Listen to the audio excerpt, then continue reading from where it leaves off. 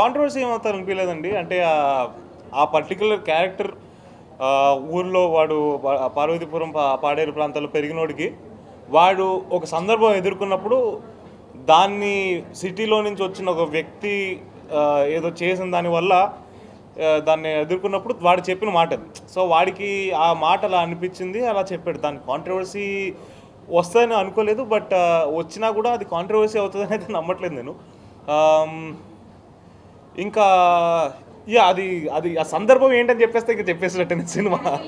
పోలీసుల గురించి కాదండి, పోలీసుల గురించి కాదు. ఇప్పుడు ఫర్ ఎగ్జాంపుల్ మనకి ఎయిర్ ఇండియా ఫ్లైట్ ఒక యాక్సిడెంట్ జరిగింది, చాలా దారుణమైన విషయం. జనాలు దాన్ని వారం గుర్తుపెట్టుకున్నారు, దాని తర్వాత మర్చిపోయారు. అంటే ఇప్పుడు మనకి సోషల్ మీడియా వచ్చిన తర్వాత ఎలా అయిపోయిందంటే ఏదైనా ఏ సంఘటన అయినా కూడా మనకి మహా అయితే 4 రోజులు 5 రోజులు, దాని తర్వాత మర్చిపోతున్నాం, వేరే కొత్తది వచ్చేస్తుంది, దానికి మూవ్ ఆన్ అయిపోతున్నాం. మేబీ సందీప్ రాసినప్పుడు తన ఇంటెన్షన్ అది అయి ఉండొచ్చు. సందీప్ రాసిన దాంట్లో చాలా డెప్త్ ఉంది దాంట్లో.